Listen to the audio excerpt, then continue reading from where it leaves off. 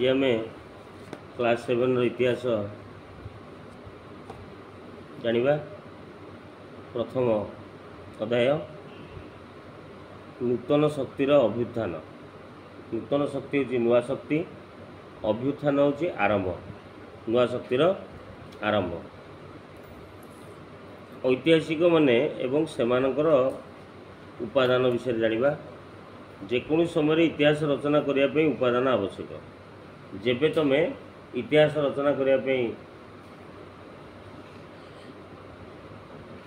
मन भीतर चिंता करिवो तापे किछि उपादान आवश्यक। ऐतिहासिक उपादान रु विश्लेषण करिक इतिहास रचना करा जाए। मध्ययुगीय भारत रे इतिहास रचना करिया पे बहु उपादान रही अछि। ताहाको आधार करी ऐतिहासिक माने इतिहास को जे लेखंती सेमाने होचंती ऐतिहासिक। से समय कथा एबे आमे केमती जानूचे से समय लिखि देगिरी जाइथिले। एबे हमर 4-5 वर्ष 5-7 वर्ष तले कोरोना गला, कोविड-19 तमन 2019 मसीह जेहेतु कोविड होता तो यही समय थिबा लोक सीता को लिखि देगिरी जाइथिबे, जोटा कि सरकार पाखरे रहिला। आउ 10 वर्ष कि 15 वर्ष कि 20 वर्ष कि 50 वर्ष पर मनकर जड़े इतिहास लिखिला, से इतिहास रे से कोरोना कौठू आसला, चीन रु आसला, केमती आसला, भारतर प्रथम कौ जगह को आसला, कौ लोक भारत को जाइथिले सेटिकी ताका द्वारा आम भारत को आसला। तो यही जो कथा गुड़ा को वर्णना करेंगे से आ गए बही जो तैयारी करेंगे 20-30 वर्ष पर जो पिला माने पाठ पढ़ुवे स्कूल रे, तो से जो पढ़े कारण से जन्म ही ना 2019 मसीह कोरोना समय से जन्म ही नथिले, किंतु 19 मसीह कोरोना विषय जो से बही पढ़े तो सेटा होगला इतिहास। बुझीगला। आमे एबे जो पाठ गुड़ा पढ़ुचे समय आमे नथिले, तो सही समय जी थे गुड़ा को जी लिखिदी जाइए, तो सही लेखारू आमर सरकार छापाकल बा आमर जो शिक्षा विभाग रहा, शिक्षा विभाग को आदेश देकरी एगुड़ा सब इतिहास गुड़िक अतीतर कथा गुड़ी को वर्णना करछंती, जोटा कि आमे वर्तमान रे जानी परछे अतीतर कथा। इतिहास होचे अतीतर कथा। बुझीगला। मध्ययुग भारतर इतिहास रचना करिया पे बहुत उपादान रही अछि। ताहाको आधार करिक ऐतिहासिक माने तुर्क आक्रमण, राजपूत मानकर अभ्युदय, गंगवंशर शासन, भक्ति आंदोलन, मोगल मानकर शासन और भारत रे यूरोपीय मानकर आगमन। यूरोपीय माने हम भारत को जो आसते कौन बुलिकी तीर्थस्थान बुलिया को आसते ना, एठी राजनीति करने को आसते, एठी आम मान शासन करने को आम भारत को आसते। बुझेला। आमर देश धनरत्न दामिका जिनस लुंठन करने को आसते। बुझीगला। सुल्तान महमूदुंकर शासन संपर्क में फिरदोसी शाहनामा सूचना प्रदान करता है। एटा मन रखिबो। मिनहाज उद्दीन सिराजंकर तबाकत इ नासिर रे मोहम्मद घोरी, इल्तुतमिश एवं बलबनकर विषय वर्णना करा जायतिला। यह व्यतीत अमीर खुसु तुगलकनामा मोहम्मद बिन तुगलकर कार्यकलाप संपर्क में वर्णना करथिला। बाबरंकर आत्मचरित, बाबर जड़े राजा थिले, तांकर आत्मचरित निज कथा बाबरंकर कथा जो लेखा थिला ता ना होची बाबरनामा। गोटे पुस्तक ता ना होची बाबरनामा। एवं आबुल फाजलंकर अकबरनामा ଯଥାକ୍ରମେ ମୋଗଲ ଶାସକ ବାବର ଆକବରଙ୍କର ବିଷୟରେ ଆମକୁ ତଥ୍ୟ ପ୍ରଦାନ କରିଥାଏ। ତାଙ୍କ ବିଷୟରେ ଆମେ ଏହି ବହିରୁ ଜାଣିପାରୁ। ଏହିପରି ଭାବରେ ମଧ୍ୟଯୁଗରେ ରଚିତ ବହୁ ପୁସ୍ତକ ସେ ସମୟରେ ଶାସକମାନଙ୍କ ସମ୍ପର୍କରେ ଆମକୁ ତଥ୍ୟ ପ୍ରଦାନ କରିଥାଏ ବା ଆମେ ଏହି ବହିମାନଙ୍କରୁ ଆମେ ସେମାନଙ୍କ ବିଷୟରେ ଜାଣିପାରୁ। ବୁଝିହେଲା?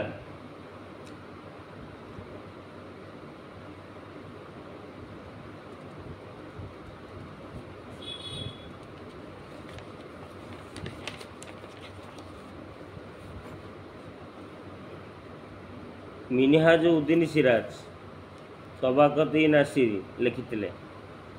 ସେହିପରି ଦିଲ୍ଲୀର ସୁଲତାନମାନଙ୍କ ବିଷୟରେ ଅନ୍ୟ ଲେଖକଙ୍କର ଐତିହାସିକ କୃତିମାନ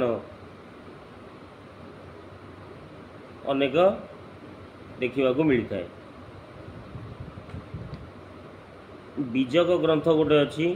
ସେ ବିଜକ ଗ୍ରନ୍ଥରେ ଥିବା ଦୋହାରୁ କବିରଙ୍କର ଧର୍ମବାଣୀ ସମ୍ବନ୍ଧରେ ଜାଣି ହୋଇଥାଏ। ତାହେଲେ କବିର ଏଠି କିଏ ବୋଲି ଆମେ ଯଦି ମନ ଭିତରକୁ ପ୍ରଶ୍ନ ଆସେ, କବିର ହେଉଛନ୍ତି ଜଣେ ଧର୍ମ ଗୁରୁ। ବୁଝିଲା? ସେ ତାଙ୍କ କାମ ହେଉଛି ଧର୍ମ ପ୍ରଚାର କରିବା।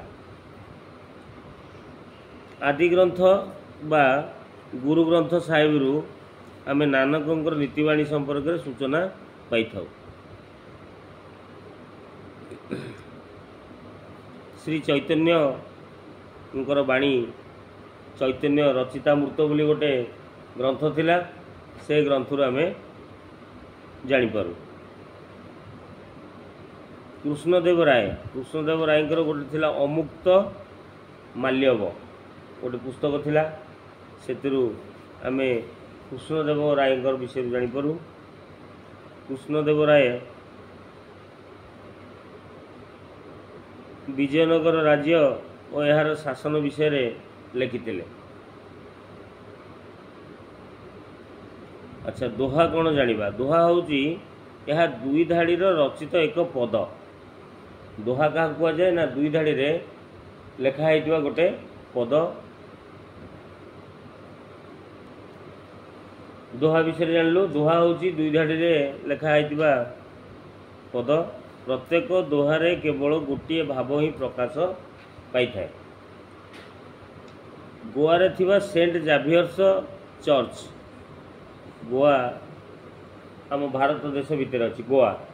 ଗୋଆଟା ଗୋଟେ ଆମର ଦର୍ଶନୀୟ ସ୍ଥାନ, ଛୋଟିଆ ସହରଟେ କିନ୍ତୁ ବହୁତ ସୁନ୍ଦର ସହର। ବୁଝିହେଲା? ତ ଗୋଆକୁ ସବୁ ପିକନିକ୍ ଯାଆନ୍ତି ବୁଲିବା ପାଇଁ ଫ୍ୟାମିଲି ନେଇକିରି। ଯେଉଁମାନେ ଟିକେ ଆମଠୁ ଆଉ ଟିକେ ଅଧିକା ପଇସା ଗଲା, ଆମେ ପାରିପାରି ଯାଉଛେ ଘଟଗାଁ ତାରିଣୀ, କୋଣାର୍କ ଏସବୁ ଜିନିଷ ଯାଉଛେ। ସେମାନେ ଆଉ ଟିକେ ଅଧିକା ଯେଉଁମାନଙ୍କର ଅଛି ଧନ, ସେମାନେ ସବୁ ଗୋଆ। ଆଉ ଗୋଆ ତ ଦିନେ ଯାଇକି ଦିନେ ଆସିପାରିବନି, ଯିବା ଆସିବା 2-4 ଦିନ। ସେଠି ମିନିମମ୍ 2-3 ଦିନ ନ ରହିଲେ ଗୋଆରେ ଥିବା ଦର୍ଶନୀୟ ସ୍ଥାନ ବୁଲାବୁଲି କରିପାରିବନି। ଯଦି 5-7 ଦିନ ପାଇଁ ମିନିମମ୍ 10,000 ଗୁଣନ 7 ସେଠି 70,000 ଟଙ୍କା ହେଲେ ଯାଇକିରି ଲକ୍ଷ ଟଙ୍କା ଧରିକି ଖର୍ଚ୍ଚ କରିକି ଆସିବାକୁ ପଡ଼ିବ। ସେଥିପାଇଁ ସେଇଭଳିଆ ରୋଜଗାର ଥିବା ଦରକାର। ଠିକ୍ ଅଛି, ଛାଡ଼ ସେ କଥା। ଗୋଆ ବିଷୟରେ ପଡ଼ିଲା ବୋଲି ମୁଁ କହିଦେଲି। ଗୋଆରେ ଥିବା ସେଣ୍ଟ ଜାଭିୟର୍ସ ଚର୍ଚ୍ଚ ନଥିରୁ ଭାରତର ପର୍ତ୍ତୁଗୀଜମାନଙ୍କର କାର୍ଯ୍ୟକଳାପ ସମ୍ପର୍କରେ ଆମେ ଜାଣିପାରୁ। ସେଇଥିରୁ ସୂଚନା ମିଳିଥାଏ। କଲିକତାରେ ଥିବା ଦୁର୍ଗ ଫୋର୍ଟ ୱିଲିୟମର ନଥିରୁ ଭାରତରେ ଇଂରେଜମାନଙ୍କର ପ୍ରାଥମିକ କାର୍ଯ୍ୟକଳାପ ବିଷୟରେ ଜାଣି ହୋଇଥାଏ। ଆମ ଭାରତକୁ ଇଂରେଜମାନେ ଯେତେବେଳେ ପ୍ରଥମେ ଆସିଲେ କ'ଣ କ'ଣ ସବୁ ତାଙ୍କର କାର୍ଯ୍ୟକଳାପ ଥିଲା, ସେହିସବୁ ଜିନିଷ ଆମେ କଲିକତାରେ ଯେଉଁ ଦୁର୍ଗ ଫୋର୍ଟ ଅଛି ଦୁର୍ଗ ଫୋର୍ଟ ୱିଲିୟମ, ସେ ଯେଉଁ ନଥି ରଖିଛନ୍ତି, ନଥି ଆମର ଏପଟେ ଯେମିତି ପୋଥି କହୁଛେ, ସେଇଟା ସବୁ ନଥି କହନ୍ତି। ଆଉ ସେଥିରୁ ଜାଣି ହୁଏ, ସେଇଟା ସବୁ ଲେଖା ହେଇକିରି ଅଛି। ଆଚ୍ଛା, ଅଭିଲେଖ କ'ଣ ଜାଣିବା? ଅଭିଲେଖ ପ୍ରଶ୍ନ ଆସିବ। ଅଭିଲେଖ କ'ଣ? ଜଣେ ଶାସକଙ୍କର ସମ୍ପର୍କରେ, ଶାସକ କିଏ? ରାଜାଙ୍କ ସମ୍ପର୍କରେ ଧାରଣା ଦେଇଥାଏ। ଏହା ପ୍ରସ୍ତର, ତାମ୍ରପଟା ଏବଂ ମୁଦ୍ରାରେ ବିଭିନ୍ନ ଲିପିରେ ଖୋଦିତ ହୋଇକି ରହିଥାଏ। ପ୍ରସ୍ତର ମାନେ ପଥରରେ ଲେଖା ହେଇଥିବ। ବୁଝିହେଲା? नले ताम्रपटा ताम्र माने तंबा तंबारे पतला पतला एमती आमर कागज जमी फर्द से भाई पतला पतलार तंबार तैयारी तादे लेखाई बुझीगला। ओडिशार सोमवंशी और गंगवंशी मानकर इतिहास जानापी यही राजवंशर राजा माने छाड़ी जाइथिबा अभिलेख मान सहायक होता है। दक्षिण भारत राजत्व करुवा चोल पांड्य यादव आदि राजवंश इतिहास जानापी से वंशर राजा माने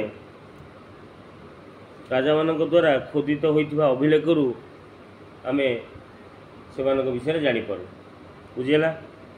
यही अभिलेख गुड़िक राजा मानकर राज्य जय से को राजा को राज्य जय करथिले तापरे शासन प्रणाली तांकर किभଳି भाबरे थिला से राजांकर भूमि दान से केते भूमि काहाकु दान करथिले एई सब संपर्क रे आमे जानि पारु।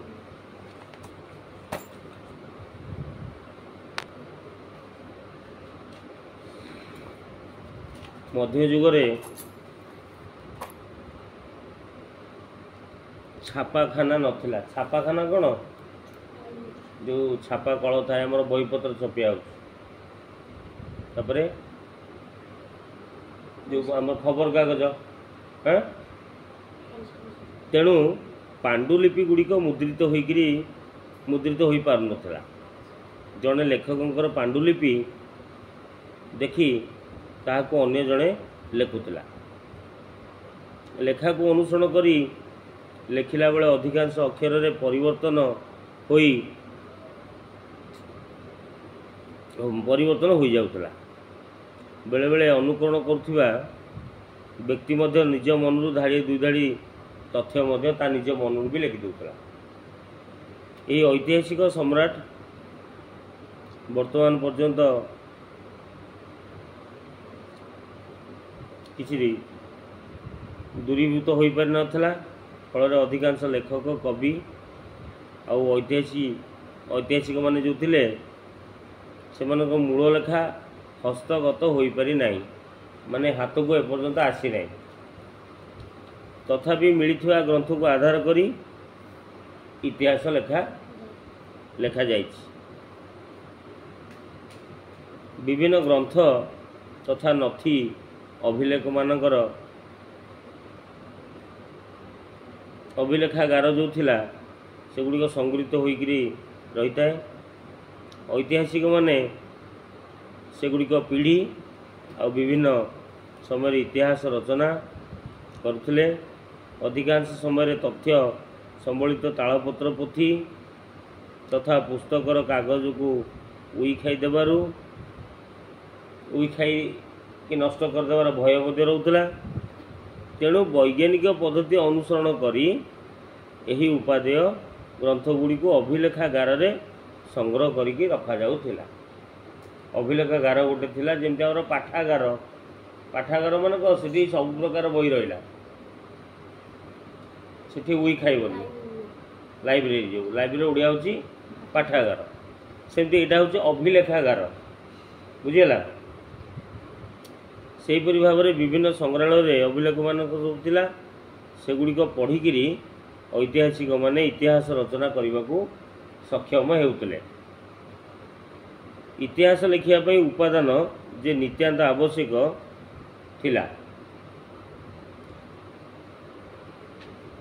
अभिलेखागार में बहुत नथिपत्र आ दिनलिपि हूँ डायरी आम जहाँ को इंग्लीश रे डायरी कहूचे तार ओडिया हूँ दिनलिपि। दिन माने गोटे दिनर लिपि जहाँ लेखा जाए तो निजर डायरी तू गोटे राति मनकर जहाँ कलु सकालू राति पर्यंत तो निजर डायरी लुचेक गोटे लिखू तू कौ दिन कौन पाठ पढ़लु कौ दिन कड़े जाइलु स्कूल रे बदमाशी कौन कलु क्या संग कली कलु बुझ नहीं सबू जिनस डायरी रे सब भल मंद सब लेखाई रखा जाए। तार ओडिया हूँ दिनलिपि तथा पुस्तक आदि रही है। गवेषक माने सेमानकर गवेषणा पई एही अभिलेखागार विभिन्न उपादान संग्रह करथांती।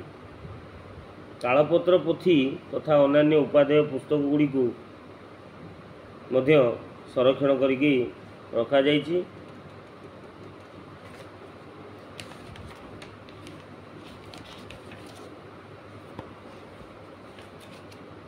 ଆମେ এই নূতন শক্তির অবদান বিষয়র এটা পার্ট 1 পার্ট 2টি আগামী ভিডিওরে